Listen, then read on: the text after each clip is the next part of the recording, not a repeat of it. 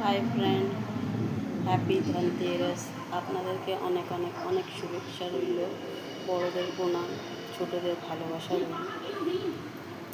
এটা হলো আমার পুজোর জায়গাটা, যেটা হয়েছে এই রকমভাবে আমি সাজিয়েছি আজকে।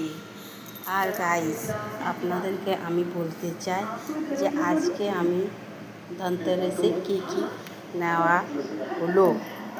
এই যেমন দেখছেন, দুটো আমার কাছে নতুন নতুন থালা। এটা আমি একটা খাবো, একটা তো আমার হাবি খাবে। আর নতুন ঝাড়ু।